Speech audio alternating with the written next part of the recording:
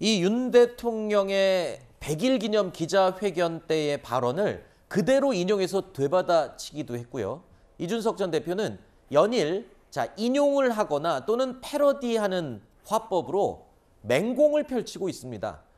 어느 정도냐 하면요. 쓴소리 잘하기로 유명한 조응천 민주당 의원도 야, 나도 저 정도까지는 참아 못하겠다. 이 정도로 이렇게 혀를 내둘렀다고 하네요. 아니, 사실 이준석 대표가 조금 전에 말씀하셨던 것처럼 8월 13일 기자회견 이후에 그리고 윤석열 대통령 취임 100일 날 기자회견 한 것 그 오후에 네. 가처분 신청 신문에 직접 본인이 참석하면서 받아친 내용들을 우리가 지금 얘기하고 있죠.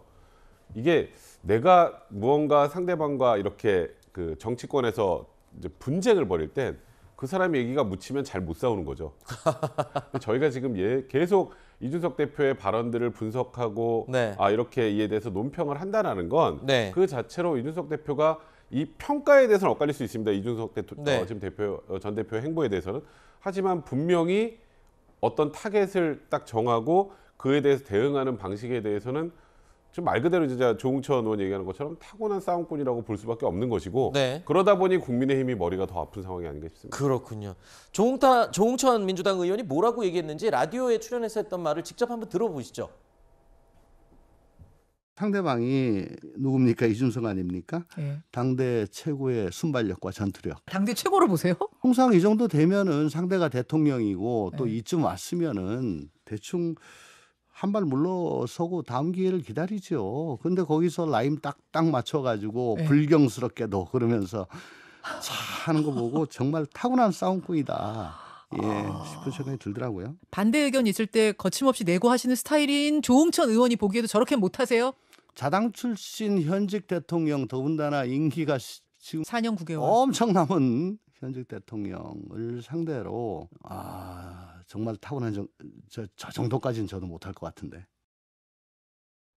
자, 그러니까 대통령 임기 초반 살아있는 권력에게 저렇게 대놓고 대드는 게 바로 싸움꾼 아니냐 이런 평가네요. 네, 뭐 지금 현재 벌어지는 싸움을 봤을 때는 이제 굉장히 대담한 싸움이죠. 역대 보기 힘들었던 싸움이다라는 측면에서 조응천 의원이 평가를 한 것 같습니다.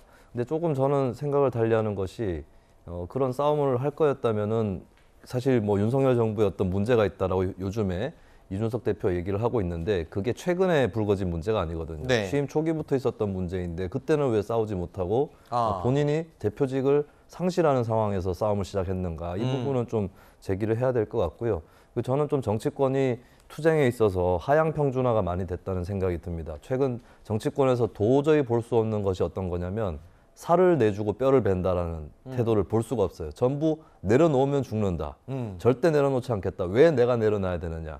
이것에 많이 좌우돼 있고 이준석 대표도 그런 모습을 보이고 있고 사실 권성동 원내대표도 비대위 그대로 합류를 하면서 그 모습을 보이고 있습니다. 네. 민주당에서 그런 모습을 보이는 정치인들도 있고 이런 것들을 봤을 때 이 정도를 가지고 이제 싸움이 대단히 실력이 좋다라고 평가를 받는 게 네. 여의도 정치의 하향 평준화를 보여주는 게 아닌가 그런 좀 씁쓸한 생각이 듭니다.